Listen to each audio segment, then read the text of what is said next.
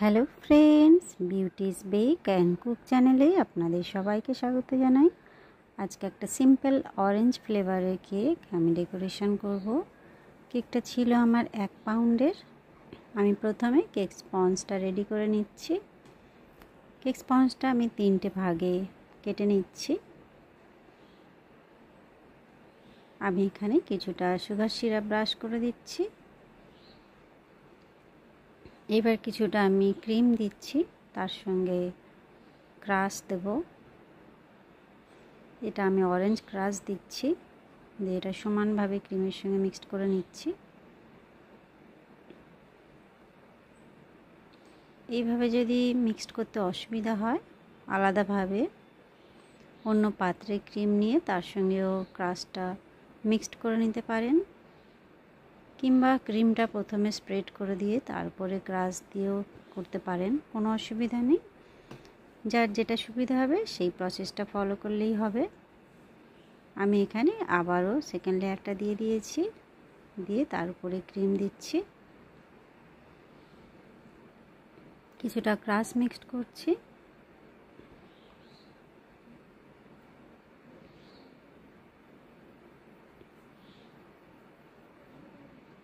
এই ক্রাশের জায়গায় আপনারা ডাইরেক্ট ফ্রুটস ব্যবহার করতে পারেন, কিংবা কেক স্পঞ্জ যখন বেক করবেন সেই সময় ইমালশন ব্যবহার করতে পারেন।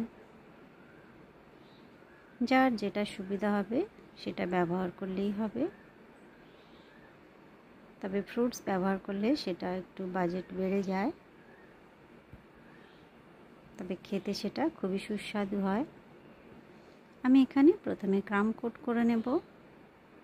ক্রাম কোট করে আমি এটা 10 মিনিট ফ্রিজে রেখে দেব। তারপরে আমি এরপর ফাইনাল লেয়ারটা দেব।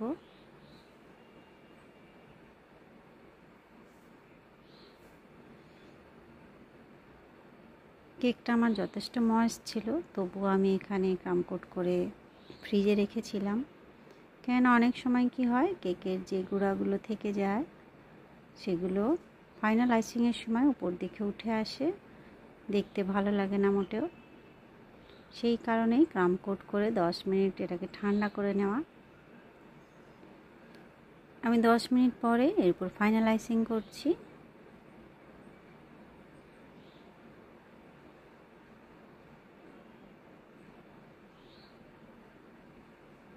এইভাবে ক্রিম দিতে যদি অসুবিধা হয়, পাইপিং ব্যাগের সাহায্যে করতে পারেন, তাতে বেশি সুবিধা হবে এবং তাড়াতাড়ি হয়ে যাবে। তবে সেক্ষেত্রে একটাই সমস্যা, পাইপিং ব্যাগ কত ব্যবহার করবেন, একবার আইসিংয়ের জন্য, একবার ডিজাইনের জন্য। সেই কারণে এই প্রসেসটা ফলো করলে আস্তে আস্তে সেট হয়ে যাবে। প্রথম প্রথম হয়তো একটু অসুবিধা হবে, তারপর আস্তে আস্তে দেখবেন সবই ইজি হয়ে গেছে।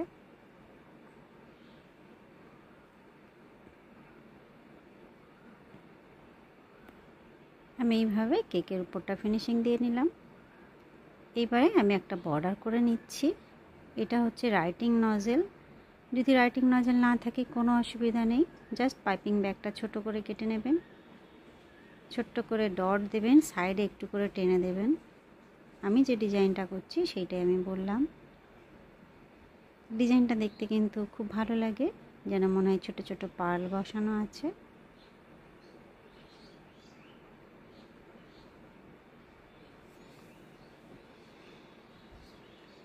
এখানে আমি ছোট সাইজের স্টার নজেল নিয়েছি, আর আমি ক্রিমের সঙ্গে রেড কালার মিক্সড করে নিয়েছি। নিয়ে ছোট্ট ছোট্ট গোলাপ বানাচ্ছি, কেননা কাস্টমারের ডিমান্ড ছিল খুব বেশি যেন আমি ডিজাইন না করি, একদম সিম্পলের উপরে যেন কেকটা রাখি এবং সাদাটা যেন থাকে।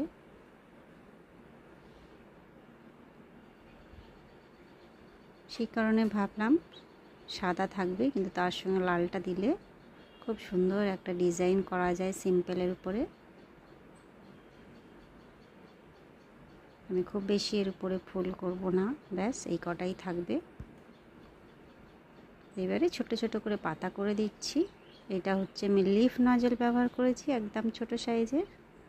যদি নজেল না থাকে ভি শেপ করে কেটে নেবেন পাইপিং ব্যাগটা, দেখবেন এরকম ছোট ছোট পাতা খুব সুন্দরভাবে আসছে।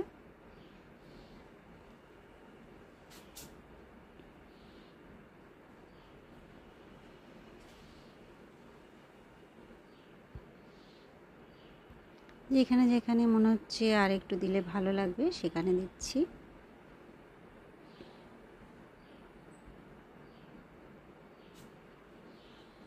ব্যাস আমি নামটা এখানে লিখে নিচ্ছি। এটা চকলেট গানাশ দিয়ে লিখছি, কোনো নজল এখানে ইউজ করিনি, তবে চকলেটটা যেন একটু স্মুথ থাকে সেটা খেয়াল করতে হবে। আমি কয়েকটা গোল্ডেন সুগার বল নিয়েছি ছোট সাইজে, একটা চিমটা দিয়ে একটা একটা করে নিয়ে ফুলের উপরে বসিয়ে দিচ্ছি। এই কাজটাও কিন্তু যথেষ্ট সময় লাগে, কেননা একটা একটা করে ধরে ফুলের উপরে বসানো।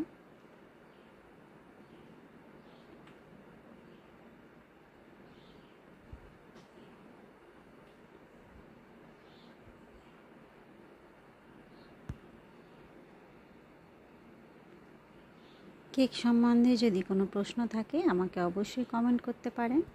আর আমি এগুলো হোয়াইট পার্ল দিয়ে দিলাম উপরে কয়েকটা।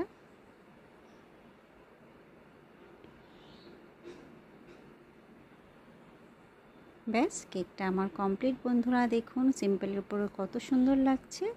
ভালো লাগলে অবশ্যই একটা লাইক করবেন, চ্যানেলটা সাবস্ক্রাইব করে রাখবেন।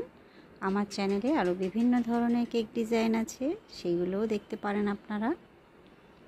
সবাই ভালো থাকবেন, দেখা হবে নেক্সট ভিডিওয়ে। Bye bye.